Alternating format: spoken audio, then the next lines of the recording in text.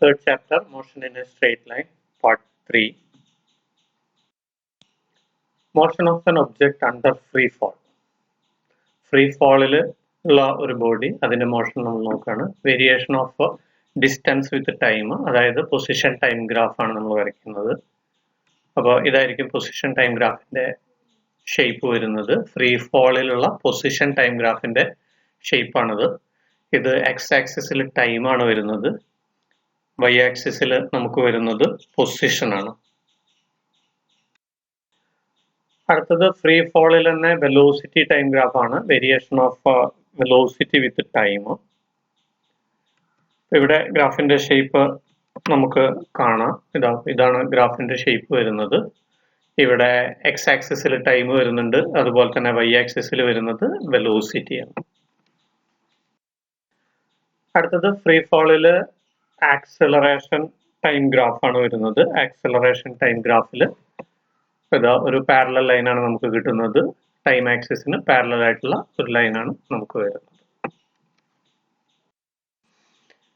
അടുത്ത area under velocity time graph for uniform motion. ഒരു uniform മോഷന്റെ velocity time graph നമ്മൾ വരയ്ക്കുന്നു. വരച്ചതിന് ശേഷം അതിന്റെ അണ്ടറുള്ള ഏരിയ നമ്മൾ കാണുന്നു. ആദ്യം നമ്മൾ ഗ്രാഫ് വരയ്ക്കുകയാണ്. ഗ്രാഫിൽ നമുക്കറിയാം ടൈം എക്സ് ആക്സിസിലാണ് വരുന്നത്, അതുപോലെ തന്നെ വെലോസിറ്റി ടൈം ആക്സിസിലാണ് വരുന്നത്. ഇതാണ് ഗ്രാഫിന്റെ ഷേപ്പ് എന്ന് പറയുന്നത്. ഈ ഷെയ്ഡഡ് പോർഷൻ, ഇപ്പൊ ഈ ഉള്ളിലുള്ള ഈ പോർഷന്റെ ഏരിയ ആണ് നമ്മൾ കാണുന്നത്. ഇതൊരു റെക്ടാങ്കിൾ ആണ്. റെക്ടാങ്കിൾ ആവുന്ന സമയത്ത് ഏരിയ എന്ന് പറഞ്ഞാൽ ലെങ്ത്തിന്റെ അടുത്താണ്. അപ്പൊ ഇവിടെ ലെങ്ത് എന്ന് പറയുന്നത് നമുക്കിത് യു, ഇവിടുന്ന് ഇങ്ങോട്ടുള്ള ദൂരമാണ് വരുന്നത് യു എന്ന് പറയുന്നത്. അതുപോലെ തന്നെ ഇവിടുന്ന് ഇങ്ങോട്ടുള്ള ദൂരം ടി ആണ്. ഇപ്പൊ യു ഇൻറ്റു ടി ആണ് വരിക. അപ്പൊ ഇവിടെ നമ്മൾ നോക്കിയാൽ ഏരിയ ഓഫ് ഗ്രാഫ് എന്ന് പറഞ്ഞാൽ ലെങ്ത്തിന്റെ അടുത്ത് u into t. U into t എന്ന് പറഞ്ഞാൽ നമുക്കറിയാം വെലോസിറ്റി ഇൻറ്റു ടൈം ആണ്. വെലോസിറ്റി ഇൻറ്റു ടൈം എന്തിന് ഈക്വൽ ആണ്? ഡിസ്പ്ലേസ്മെന്റിന് ഈക്വൽ. അപ്പൊ നമുക്ക് പറയാം area under velocity time graph for uniform motion gives displacement. അടുത്തത് area under velocity time graph for uniformly accelerated motion. നേരത്തെ യൂണിഫോം മോഷൻ ആയിരുന്നു, ഇപ്പൊ എന്താണ്? യൂണിഫോംലി ആക്സിലറേറ്റഡ് മോഷൻ ആണ്. യൂണിഫോംലി ആക്സിലറേറ്റഡ് മോഷൻ എന്ന് പറഞ്ഞാൽ സ്പീഡ് കൂടി കൂടി കൂടി വരുന്ന മോഷനാണ്. അത് നമ്മൾ ഗ്രാഫ് വരയ്ക്കുകയാണ്. ഇപ്പോൾ ഗ്രാഫിൽ നിങ്ങൾ നോക്കിക്കഴിഞ്ഞാൽ നമുക്ക് കാണാം ടൈം വീണ്ടും എന്ത് വന്നു?